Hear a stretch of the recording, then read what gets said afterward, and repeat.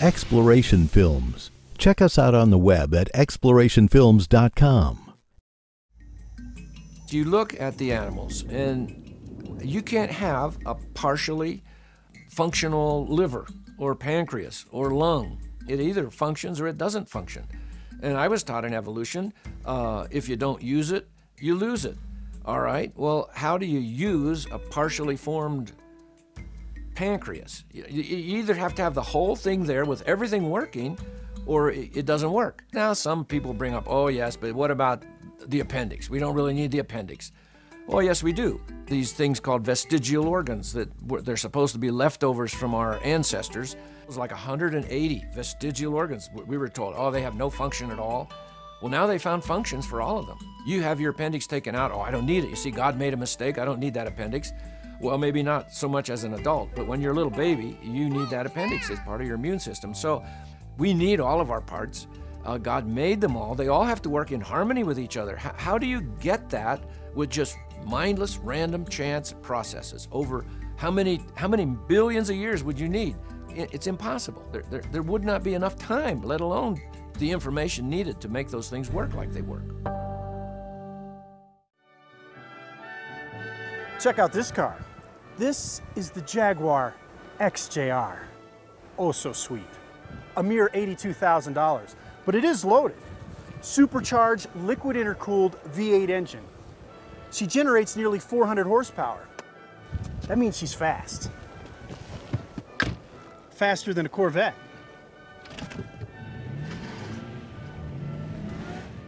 When you drive the XJR, the enhanced self-leveling air suspension system automatically lowers the car's ride height at higher speeds to enhance stability and aerodynamic efficiency, making for an amazing driving performance. Just one of the amazing features that makes this car one of the most impressive in the world. It's obvious that this car has been designed, each part created to work together perfectly, so I can travel from one point to the other in style. Wish it were mine. What a ride. No one would ever believe that a beautiful car like this happened by random chance or was a product of some cosmic accident. Why, that would be an insult to Jaguar's fine car designers.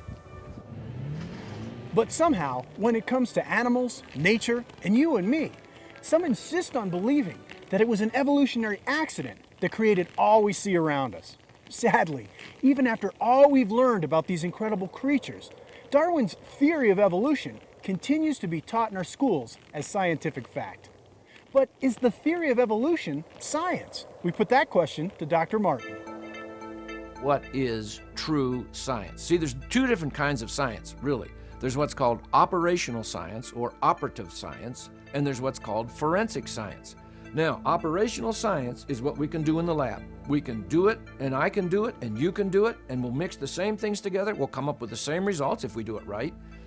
But then you have forensic science, and that is really what macro Big Bang type evolutionary science is. Because what are we doing with that?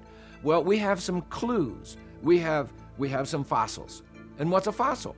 Well, it's a dead creature. Well, what does that tell us? Well, it doesn't really tell us anything, except when you look with your worldview glasses, and you're looking through your worldview, and you've already decided, I think the universe is old. Well, then you're going to interpret the information, whether it's a fossil or a living creature, that has to be old. That has to be a process here. So really, it's a worldview situation here with using forensic science, calling it science, because the textbooks do, but that's really not an accurate definition of true science, because true science, and most textbooks have the definition of true science in them. It's reproducible, experimentally verifiable type situations here, and nobody was there. How can you reproduce the Big Bang? You can't do that in a laboratory. What we can do in a laboratory is prove that explosions seem to tend to make things more chaotic, not more ordered. I don't know of any explosions that you can make things get better with an explosion, okay? So there's all these unexplainable things because we're basically looking at calling something that's not really science. Actually, it's really speculative philosophy. When we're talking old universe, Big Bang type things, that's really it's Metaphysical naturalism is another word for it, but it's an idea, and ideas have consequences.